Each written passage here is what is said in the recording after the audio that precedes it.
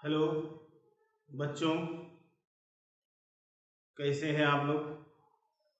उम्मीद करते हैं बहुत अच्छे होंगे। हम लोग कल के वीडियो में जो बात किए थे इनकम टैक्स बेसिक कंसेप्ट में, previous year, assessment year, taxable income, आज हम लोग उससे आगे बात करेंगे कि इनकम टैक्स के लिए और क्या क्या मेन बेसिक कंसेप्ट हम लोग को जानना जरूरी है। तो इनकम टैक्स में जैसे हम लोग इनकम कमाते हैं, कोई परिवार है, परिवार में जो इनकम कमाता है, तो जिस प्रकार एक परिवार को अपने खर्चों के लिए, अपने पारिवारिक दायित्वों की पूर्ति के लिए इनकम चाहिए, आय चाहिए, उसी तरह एक देश को भी अपने जो सामाजिक दायित्व है, देश का जो खर्च है, देश की सरकार जो विभिन्न प्रकार की योजनाओं में खर्च करते हैं, तो उन सभी खर्चों के लिए भी देश को, सरकार को इनकम चाहिए होता है।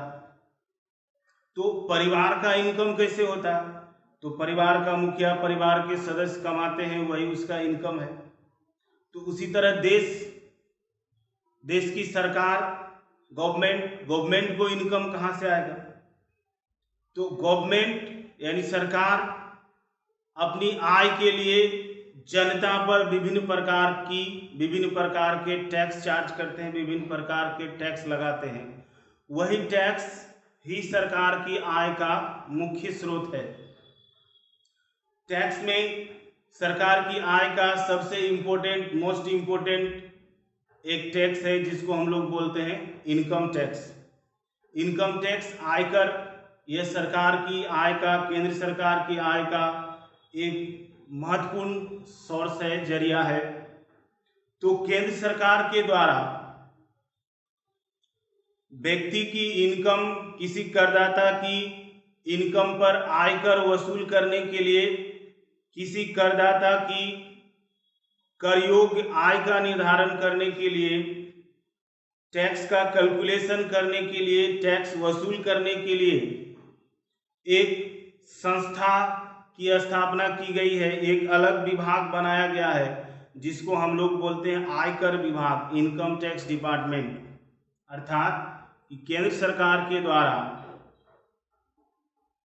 करदाता की कर योग्य आय की गणना, कैलकुलेशन ऑफ टैक्सेबल इनकम, उस टैक्सेबल इनकम पर टैक्स की गणना, कैलकुलेशन ऑफ टैक्स और टैक्स वसूल करना, इसके लिए एक अलग विभाग बनाया गया है केंद्र सरकार के द्वारा, जिसको बोला जाता है आयकर विभाग, इनकम टैक्स डिपार्टमेंट। ये income tax department central board of direct taxes, CBDT, central board of direct taxes के नियंत्रण में कार्य करती है और ये विभाग भारत सरकार के मिनिस्ट्री ऑफ फाइनेंस के अधीन कार्य करता है। अब हम लोग बात करते हैं वित्त अधिनियम, फिनांस एक्ट। तो जनरली हम लोग भी जानते हैं कि सरकार के द्वारा हर साल बजट पेश किया जाता है। तो सामान्यतः प्रत्येक वर्ष फरवरी माह के अंतिम सप्ताह में सरकार के द्वारा संसद में एक विधेयक पास किया जाता है, एक बिल पास किया जाता है जिसको बोलते हैं फिनांस बिल, वित्त विधेयक। वह वित्त विधेयक पास हो जाने के बाद, वो फिनांस बिल पास हो जाने के बाद वही बन जाता है फिनांस एक्ट। उस फिनांस एक्ट में सरकार के द्वारा निर्धारित करों की दरें दी जाती है, यानी सरकार के द्वारा कर की दरें निर्धारित की जाती है उस फिनांस बिल में। यह सामान्यतः प्रत्येक वर्ष पास किया जाता है। अगर किसी साल यह बिल पास नहीं किया गया तो जो पिछले असेसमेंट ईयर का जो संशोधन है, जो बिल है, वही नेक्स्ट ईयर में लागू होता है। चलिए हम लोग आगे बात करेंगे आयकर की प्रगतिशील दरें, progressive rate of income tax के बारे में।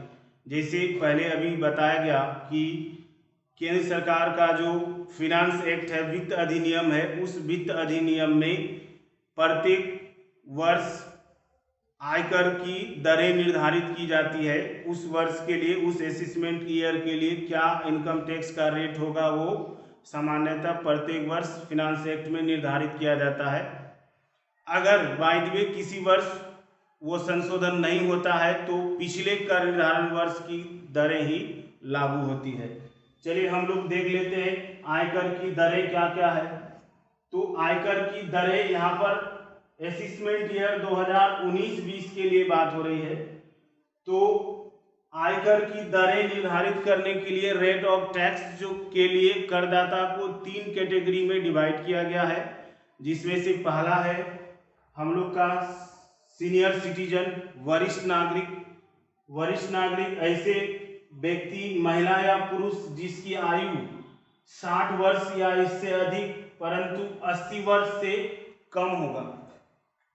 60 वर्ष या इससे अधिक परंतु 80 वर्ष से कम होगा, चाहे वो महिला हो या पुरुष हो।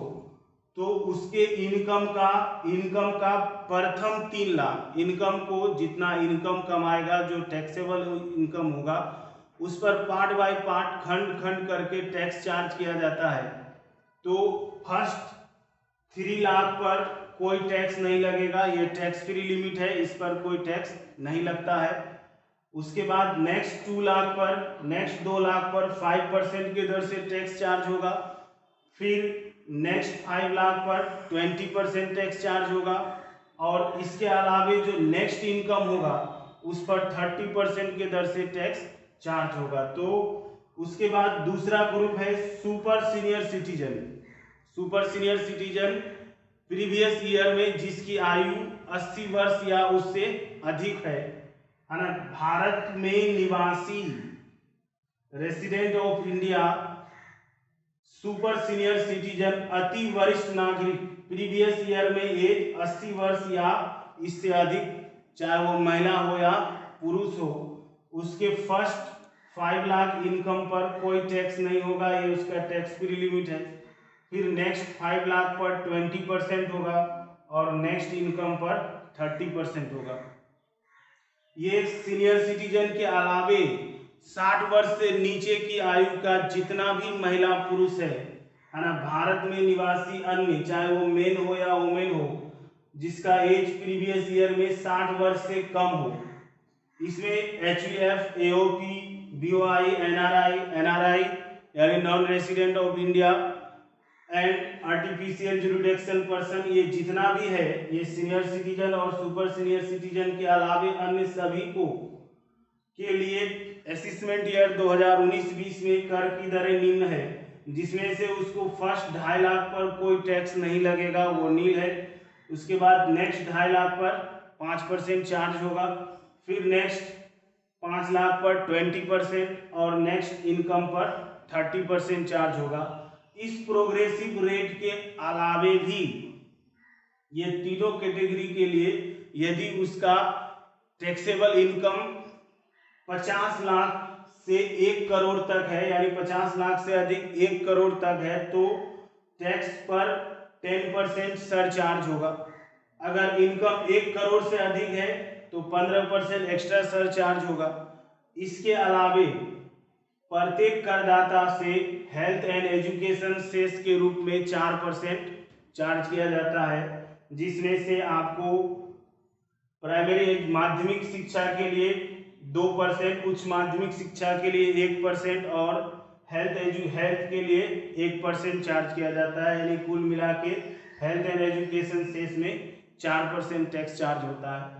तो ये है हम लोग का progressive rate of tax for the assessment year 2019-20।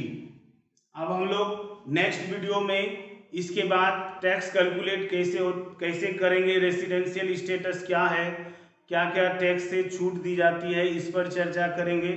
अगर ये वीडियो आप लोग को पसंद आ रहा है, मज़ा आ रहा है, तो वीडियो को लाइक करें, ज़्यादा से ज़्यादा सबसे चैनल को सब्सक्राइब करें, शेयर करें, ताकि उसका लाभ आपके मित्र लोग, सभी बच्चे भी उठा सके। धन्यवाद।